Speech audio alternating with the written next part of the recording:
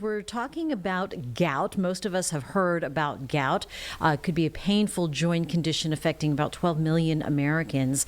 But today we're taking a look now about the lesser known and often overlooked uncontrolled gout. This is the first time I'm hearing about this. Joining us now in front of Gout Awareness Day, which is May 22nd, our rheumatologist, Dr. Suneet Graywall, and patient advocate Glenn T. Thank you both for joining us this morning. Thanks for having us. Good morning. Thank you. Doctor, let me start with you. For those who don't know what gout is, explain what it is and how it differs from what is called uncontrolled gout. Sure. So gout is a serious and painful type of arthritis that is caused by a buildup of uric acid in the blood. One of the hallmark signs of gout is a flare, and that's where the body reacts to the buildup of uric acid, often with joint pain, redness, or swelling.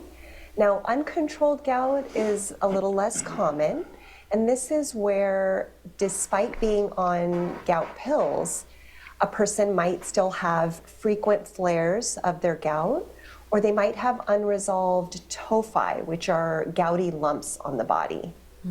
Okay. And Glenn, talk to me about the day or what it looked like on a daily basis before you found out what you had. Well, I actually experienced my first flare in the early 1990s. I actually was at the YMCA in Salisbury and finished the workout and had a very painful flare occur in my right foot and ankle area.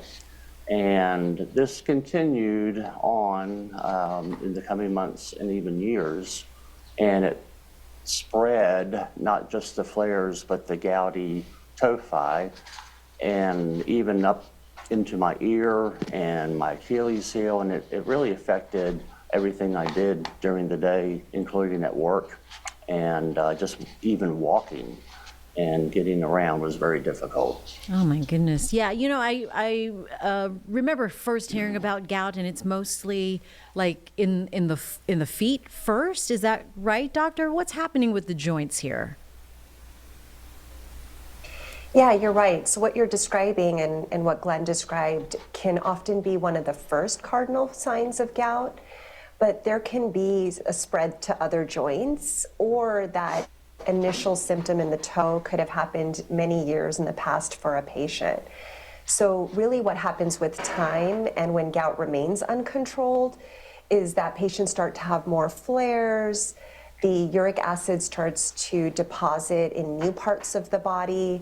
Unfortunately, when that happens, it can even cause permanent damage or disability for some patients. Wow. And so what should they do with their doctor or talk about with their doctor? What kind of the questions should they ask if they're having these flare-ups despite taking their medication? Yeah, so like you said, having that initial conversation with their primary doctor or a gout specialist like a rheumatologist is a great place to start. Even before going into that conversation, being educated is really important. So one place that a patient can find resources is goutquestions.com. So learning about what gout is and what kind of questions to go in prepared with is a good place to start. Knowing one's uric acid level is important. According to the American College of Rheumatology, the uric acid should be below 6 milligrams per deciliter in order to reduce those signs and symptoms and prevent some of those complications. So that's just an example. Another example is that a lot of people commonly believe that this is due to diet or lifestyle, but really it can be driven by genetics or their kidney function. So just being aware that there are many different causes is a great place to start. Great. And Glenn, was there a turning point where you were able to get your gout under control? And what do you wish you knew sooner? There was a turning point when I was referred to a specialist. And again, I educated myself as much as I could and to be able to better talk with him.